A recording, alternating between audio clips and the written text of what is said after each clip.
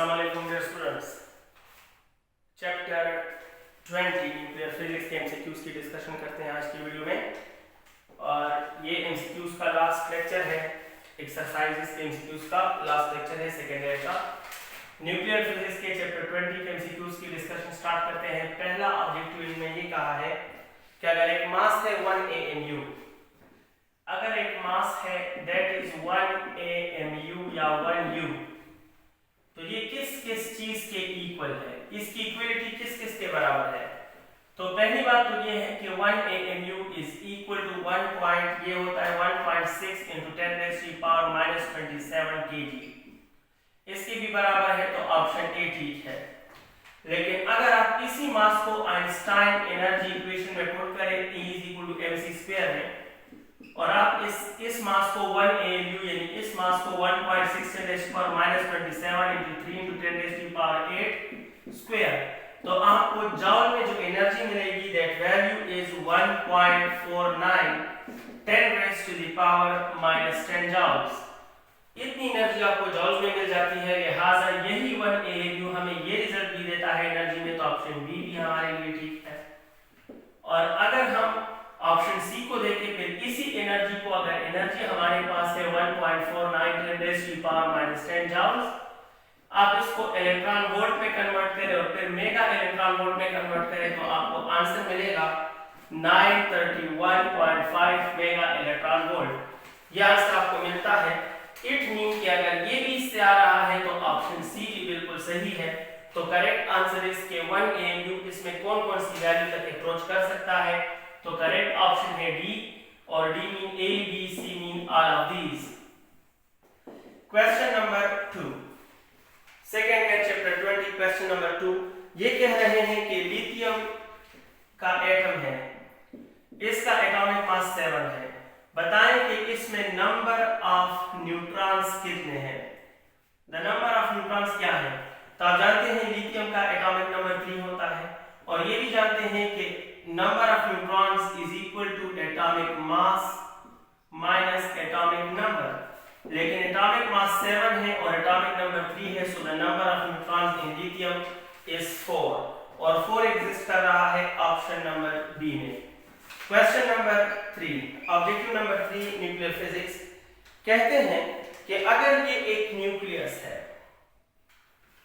और इसके अंदर ये न्यूक्लियॉन है, न्यूक्लियस के अंदर न्यूक्लियॉन है 1 2 3 4 जितने भी हो, आप जितने भी चाहो ले लो, क्वेश्चन का मतलब समझाना है। ये फुल एक न्यूक्लियस है, ये फुल न्यूक्लियस है। ये कह रहे हैं कि अगर हम इन सब का मास ऐड करें, mass of 1 plus mass of 2 plus mass of 3 plus mass of 4, यानी सारे न्यूक्लियॉन का मास अगर हम ऐड करें, तो इसका जो आंसर है वो इस न्यूक्लियस के टोटल मास के मुकाबले में कैसे होगा।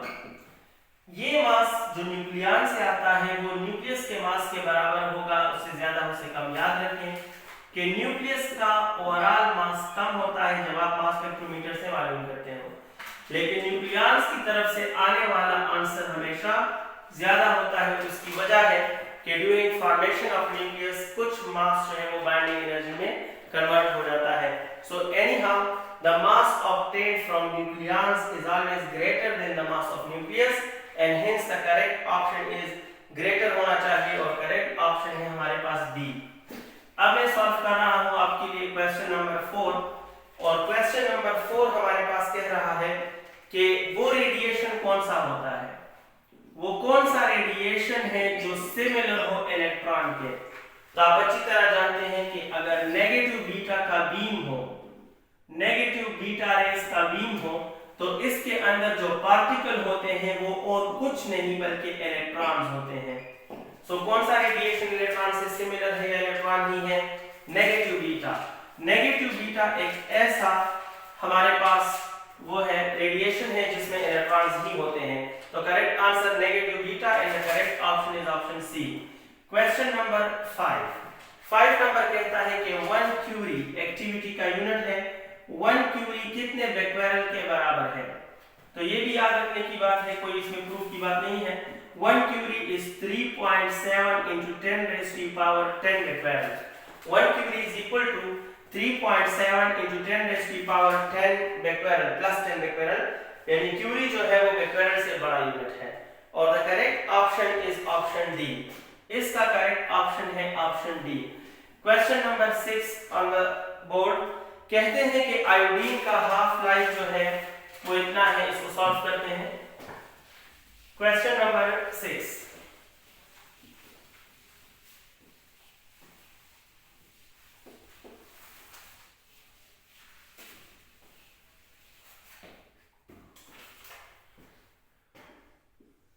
कहते हैं कि फर्ज करें आयोडीन का जो हाफ लाइफ है वो half life of iodine is, value जरूरी भी नहीं है लेकिन दे दी गई है, 8.02 days.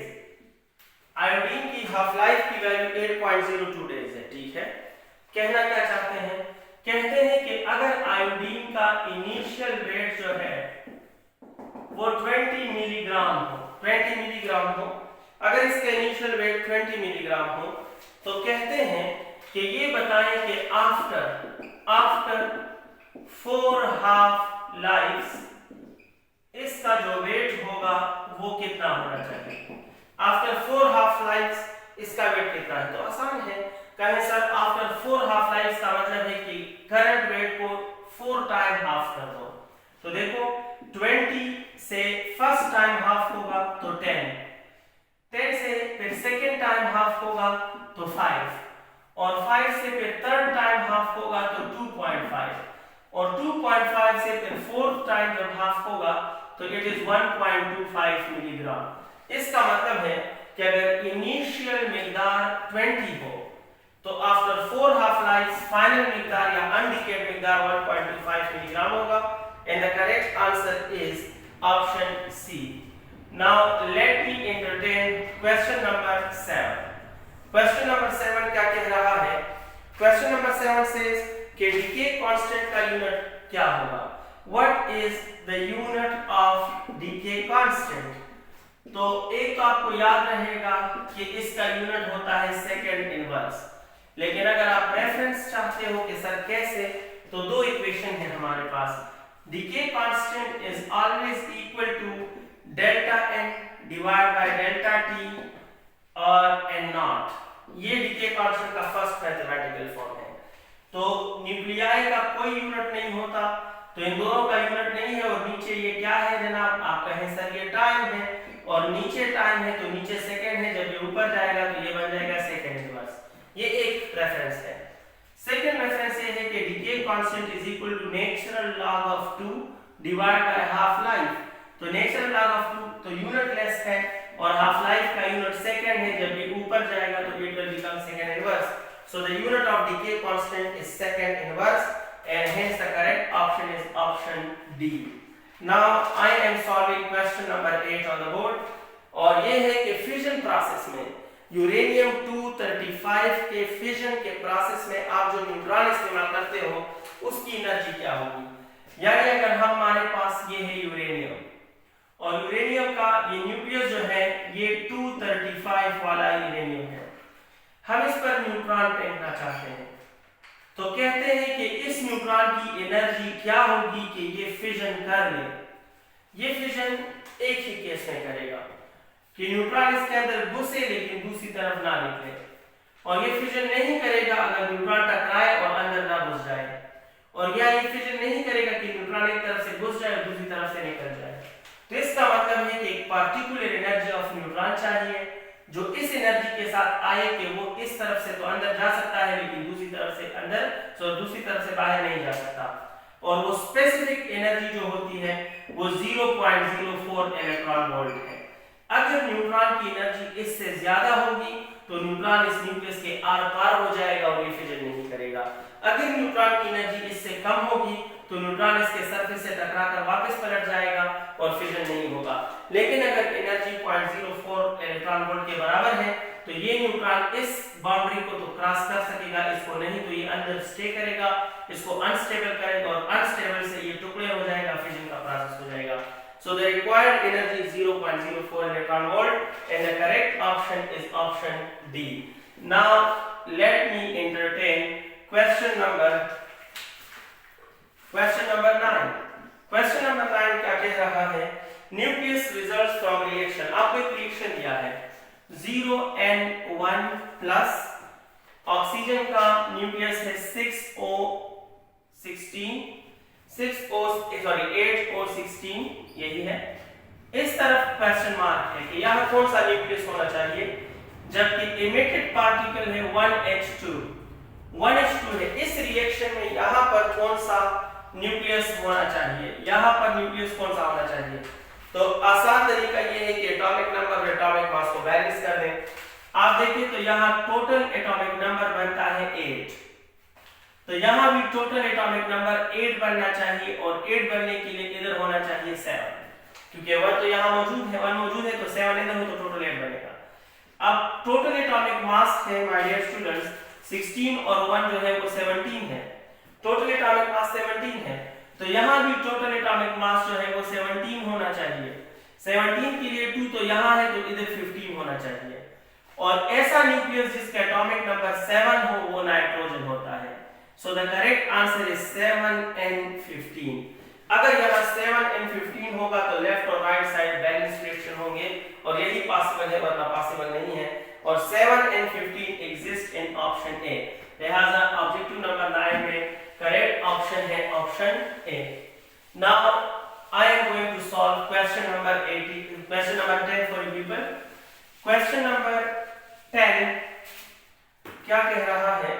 Resulting nucleus in the reaction.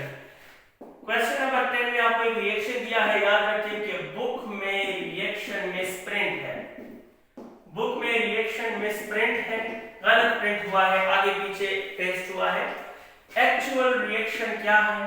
Actual reaction इस क्वेश्चन का ये है, जिस क्वेश्चन का आपसे पूछ रहे हैं, इसका एक्चुअल रिएक्शन है कि अगर एक न्यूट्रॉन हो 0N1 प्लस बेरियम का न्यूक्लियस हो 56 एटॉमिक नंबर 137 एटॉमिक मास, इस के दरमियान रिएक्शन हो जाए और राइट साइड पे हमें 0N1 एक न्यूट्रॉन मिल जाए।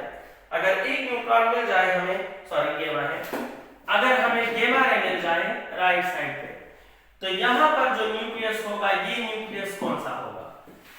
ये न्यूक्लियस कौन सा होगा? तो वही बात है कि लेफ्ट साइड पर टोटल एटॉमिक नंबर बनता है 56 प्लस 0 56, तो यहाँ पर गेमा रे का एटॉमिक नंबर 0 होता है, तो ये हकीकत है कि यहाँ जो एटॉमिक नंबर होगा वो होगा 56, तो यहाँ होगा 56, ये 56 होना चाहिए। दूसरी बात ये है कि इधर एटॉमिक मास है 137 प्लस 1 तो 138, लेकिन यहाँ पर माय डियर स्टूडेंट ये एटॉमिक मास ऑफ गेमा इज आल्सो 0, तो 138 बैलेंस करने के लिए यहाँ 138 होना चाहिए। अब वो न्यूक्लियस जिसका एटॉमिक नंबर 56 हो वो बेरियम ही होता है, लिहाजा बेरियम का नया आइसोटोप सामने आएगा और वो हमारे पास होगा न्यूट्रॉन है और ये है, और इस तरफ ये बन जाएगा बेरियम 138, लेकिन अगर हमें गेमा रिजल्ट मिले तो ये द करेक्ट आंसर हमारे पास क्या होगा 56 138 and the correct option is option ए। आप ऑप्शन जरा चेक करें, मेरे जहन में तो है कि ये ए में है। The correct answer is barium 56 138। अब ये आंसर जिस ऑप्शन में है वो ठीक है, मुझे लगता है ए में है। 11 number, question number 11, quantity of uranium 235। आप जानते हैं कि यूरेनियम के दो आइसोटोप्स हैं, एक यूरेनियम 235 है और एक है माय डियर स्टूडेंट्स यूरेनियम 238। और आप जानते हैं कि ये दुनिया में ज्यादा मिकदार में पाया जाता है और ये कम। इसका जो परसेंटेज है वो 0.7% है और रिमेनिंग सारा यही होता है, ये 99.3% ये एग्जिस्ट करता है, 99.3%, और सिर्फ 0.7% यूरेनियम 235 एग्जिस्ट करता है। So the correct option is option A. Let me solve question number 12। अब क्वेश्चन नंबर 12 पे बात कर रहे हैं LMFBr के बारे में है। LMFBr ये है क्या? लिक्विड, ये है liquid metal fast breeder reactor. Liquid metal fast breeder reactor कहते हैं कि इस रिएक्टर का फ्यूल कौन सा होता है? इसका फ्यूल क्या है? तो याद रखें, एक होता है सिंपल रिएक्टर, एक होता है सिंपल रिएक्टर और एक है LMFBr liquid metal fast breed reactor. दोनों में बेसिक फर्क ये है कि सिंपल रिएक्टर हमेशा फिजनेबल आइसोटोप पर काम करता है, ये फिजनेबल आइसोटोप को बतौर इनपुट इस्तेमाल करता है, लेकिन LMFBr की खास बात ये है कि ये हमेशा नॉन फिजनेबल आइसोटोप को इस्तेमाल करता है, ये नॉन फिजनेबल आइसोटोप को इस्तेमाल करता है। और आप जानते हैं कि यूरेनियम के दो आइसोटोप्स में से यूरेनियम 235 जो है वो फिजनेबल है और 238 जो है वो नॉन फिजनेबल आइसोटोप है। तो अगर आपके पास ये रिएक्टर है तो आप ये इस्तेमाल करोगे, लेकिन अगर आपके पास सिंपल रिएक्टर है, सिंपल न्यूक्लियर रिएक्टर, तो फिर ये इस्तेमाल करोगे। अब इन्होंने क्वेश्चन LMFBr का किया है, तो the fuel of LMFBr is uranium 92 and 238। ये हमारे पास इसका फ्यूल है बिकॉज़ ये नॉन फिजनेबल है, and the correct answer is option C. Question number 13।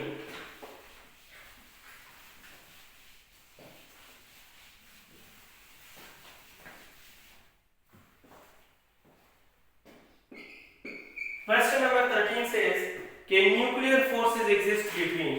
ये बात याद रखिए कि न्यूक्लियर फोर्सेस का मतलब होता है, न्यूक्लियर फोर्सेस का मतलब है स्ट्रॉन्ग न्यूक्लियर फोर्स, और स्ट्रॉन्ग न्यूक्लियर फोर्स न्यूट्रॉन का न्यूट्रॉन के साथ भी होता है, प्रोटॉन का प्रोटॉन के साथ भी होता है, और प्रोटॉन का न्यूट्रॉन के साथ भी होता है। स्ट्रॉन्ग न्यूक्लियर फोर्स हर तरह के पार्टिकल जो न्यूक्लियस के अंदर है उनके दरमियान एग्जिस्ट करता है। तो करेक्ट ऑप्शन है ऑल ऑफ दीज, और करेक्ट आंसर है ऑल ऑफ दीज, और करेक्ट ऑप्शन है option D. Question number 14 number कहता है कि बोसॉन कौन सा पार्टिकल होता है। तो याद रखिए my dear students, particle 3 categories में डिवाइड है, एक है बोसॉन्स, एक है लेप्टॉन्स और एक है हेड्रॉन्स। आसान डिफरेंस ये है, वैसे तो काफी है।